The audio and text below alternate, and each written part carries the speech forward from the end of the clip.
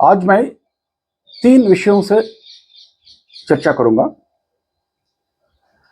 सबसे पहले आध्यात्मिक उन्नति का मतलब क्या है। जब आध्यात्मिक उन्नति हो रहा होगा, इंसान के मन के भीतर प्रक्रिया कैसे रहती है, और तीसरा ये कैसे पता चलेगा हमारा आध्यात्मिक उन्नति हो रहा है नहीं हो रहा है। सबसे पहले आध्यात्मिक उन्नति का मतलब है कर्मों से मुक्त पाना। इतना ही सरल है बात। एक आदमी जितना जितना कर्मों से फंसा हुआ है, आध्यात्मिक तौर भाषा में हम कह सकते हैं वो उतना नीचे स्थिति में है। एक आदमी जितने कम कर्मों से भोगने के लिए जितना कम कर्म है आदमी को, हम ये कह सकते हैं कि उसका स्थिति काफी ऊंचा है। मैं एक मिसाल देता हूं, उससे आप लोगों को समझ में आएगा। एक आदमी के पास मान लीजिए 10 करोड़ पैसा है, और लेकिन उसको 20 करोड़ कर्ज भी है। दूसरा और एक है जिसके पास सिर्फ 10 लाख है लेकिन कोई कर्ज नहीं है। अब इन दोनों में कौन अमीर कहते हैं? जिसके पास सिर्फ 10 लाख है लेकिन उसके पास कोई कर्ज नहीं है, उनका किसी को कोई लेना देना नहीं है। उस आदमी असली में अमीर है दूसरी आदमी से। इसी प्रकार आध्यात्मिक यात्रा में यही कानून लागू होता है। एक इंसान जितना कर्मों से फंसा हुआ है, चाहे कोई बड़ा बड़ा मंदिर निर्माण क्यों ना कर रहा होगा, समाज के लिए बहुत सेवा कर रहा होगा, अपना पैसा खर्च कर रहा होगा, अन्नदान कर रहा होगा, लेकिन वो सारे सत्य कर्म माना जाएगा। उसका परिणाम भोगेगा जरूर, लेकिन मोक्ष के साथ वो कोई ताल्लुक नहीं है।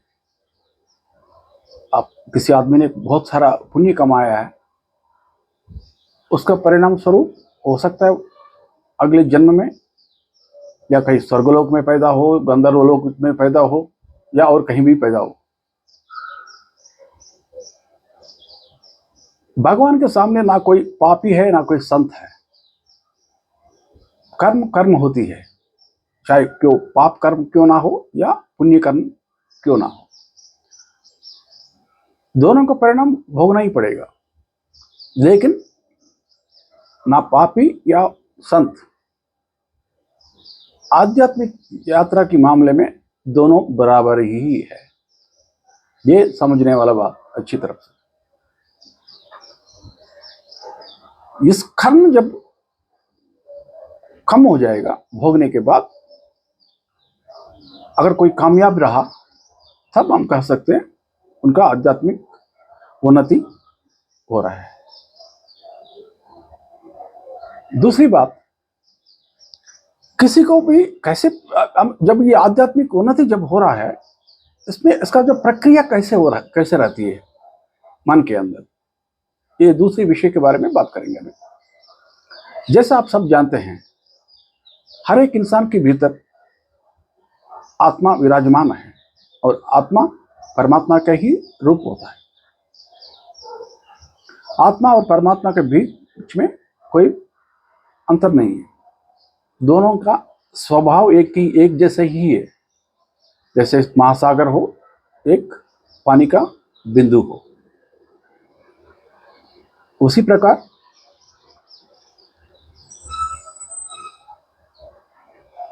जब, लेकिन उस आत्मा का क्यों अपना बारे में यकीन क्यों नहीं होता है कि वो खुद कौन है? उसके कारण है मन।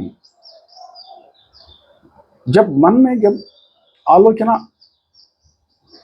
चल रहा होगा लहर की तरफ, आत्मा अपना आप को देख नहीं पाता है।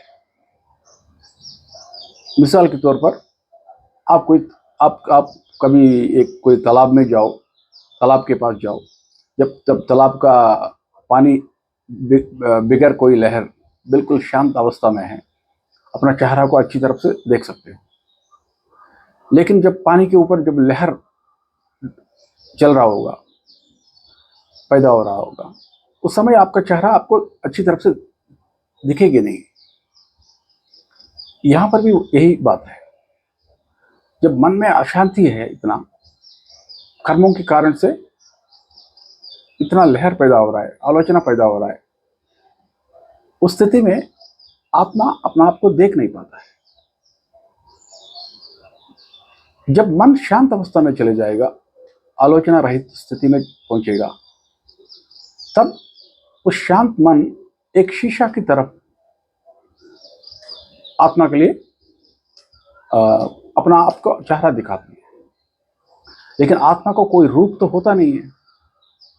तो ऐसे कौन सी चीज है जो प्रतिबिंबित होता है उस मन से आत्मा के लिए?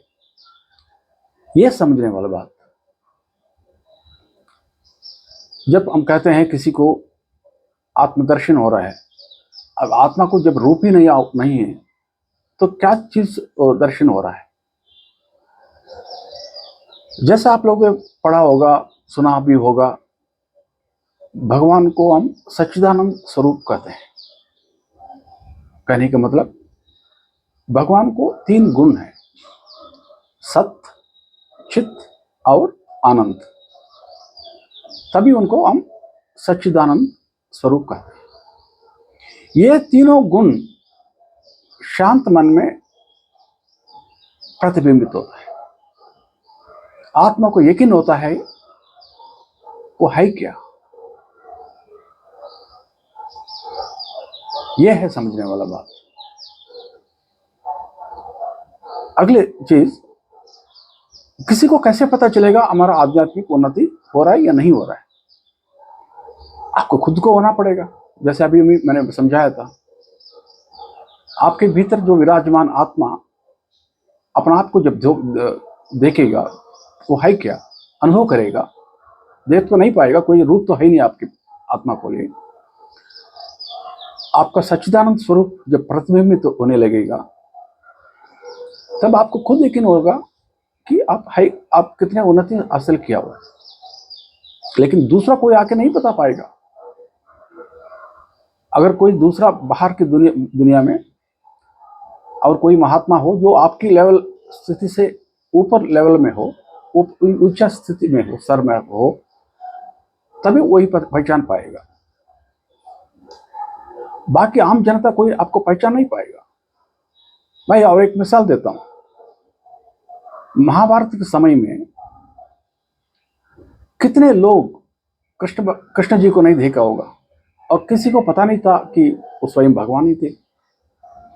बहुत कम लोग पहचान पाया। भीष्म जी भी आखिरी में पहचान पाया। इसी प्रकार अयोध्या में कितने लोग रामायण के समय में राम जी को सड़कों पर घूमते देखा नहीं, और कितने लोग पहचान पाया। अब आप सब जानते हैं, बहुत कम लोग पहचान पाया। इसी प्रकार आध्यात्मिक यात्रा में आपका उन्नति जब हो रहा हो, कोई दूसरा आदमी को पता नहीं चलेगा।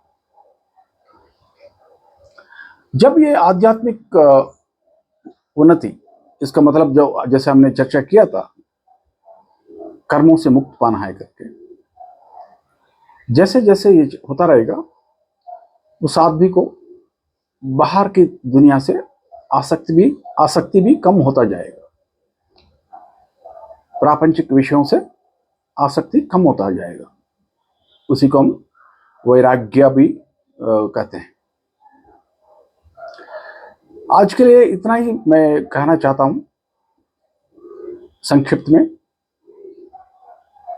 आध्यात्मिक उन्नति, उनका प्रक्रिया, और हमें कैसे पता चलेगा आध्यात्मिक उन्नति हमारा हो रहा है या नहीं हो रहा है। अगले बाकी विषयों से हम अगले बार चर्चा करते रहेंगे।